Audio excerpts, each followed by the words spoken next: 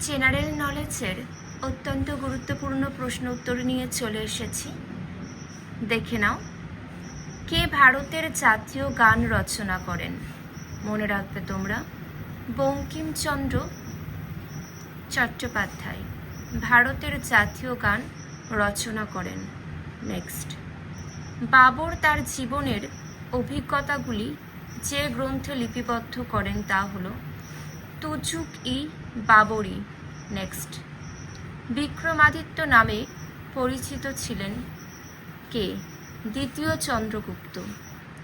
পরবর্তী, ভগবান বুদ্ধের স্ত্রীর নাম কি? ভগবান বুদ্ধের স্ত্রীর নাম ছিল যশোধরা। পরবর্তী, মুসলিম শাসকদের মধ্যে প্রথম কে মুদ্রা নিয়ন্ত্রণ ব্যবস্থা চালু করেন? মুসলিম শাসকদের মধ্যে আলাউদ্দিন খলজি মুদ্রা নিয়ন্ত্রণ ব্যবস্থা চালু করেন। পরবর্তী, রাষ্ট্রকূট প্রতিহার এবং পাল রাজারা জড়িত ছিলেন ত্রিশক্তি দ্বন্দ্বে। পরবর্তী, কুতুব মিনারের নির্মাণ কার্যকে সমাধা করেন? কুতুব মিনারের নির্মাণ কার্যের সমাধা করেন ইলতুৎমিশ। পরবর্তী তথ্য, মুমতাজ মহল কোন বিখ্যাত মুঘল সম্রাটের স্ত্রী ছিলেন? শাহজাহানের। নেক্সট, ভারতীয় জাতীয় কংগ্রেসের প্রথম সভাপতি কে ছিলেন? উমেশচন্দ্র ব্যানার্জি। পরবর্তী তথ্য, সুভাষচন্দ্র বসু কোথায় স্বাধীন ভারত সরকার গঠন করেন? সুভাষচন্দ্র বসু সিঙ্গাপুরে স্বাধীন ভারত সরকার গঠন করেন। পরবর্তী, ভারতের কোন গভর্নর জেনারেল সত্যবিলোপ নীতি প্রণয়ন করেন? মনে রাখবে, লর্ড ডালহৌসি। নেক্সট, ভগবান মহাবীর কোথায় জন্মগ্রহণ করেন?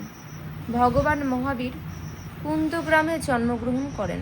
পরবর্তী, লন্ডনের কোথায় দ্বিতীয় গোলটেবিল বৈঠক অনুষ্ঠিত হয়? Saint James প্যালেসে।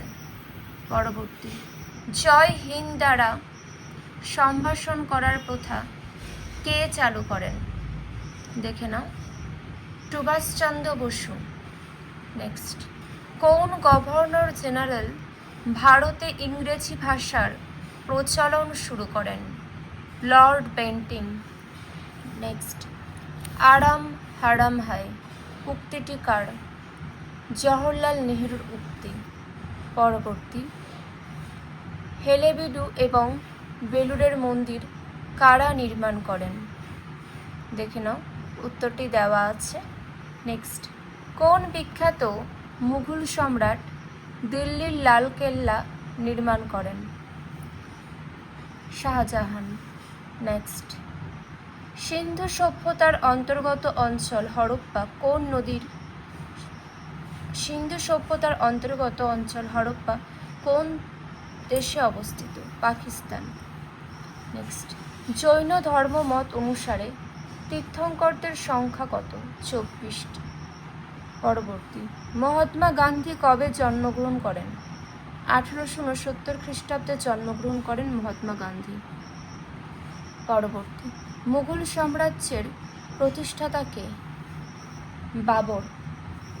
নেক্সট, দেখে নাও, সংস্কৃতে কাশ্মীরের ইতিহাস সম্পর্কিত কলহনের রাজতরঙ্গিনী কবে রচিত হয়েছিল? দ্বাদশ শতাব্দীতে। পরবর্তী, শাসনকাল অনুযায়ী সাজান। দেখো, প্রথমে হবে প্রথম চন্দ্রগুপ্ত, পরে সমুদ্রগুপ্ত, হর্ষবর্ধন, প্রথম রাজেন্দ্র চোল। নেক্সট, প্রাচীন ভারতের ইতিহাসে কোন সময়কালকে প্রাচীন ভারতের স্বর্ণযুগ বলা হয়? গুপ্ত বংশের শাসনকালকে।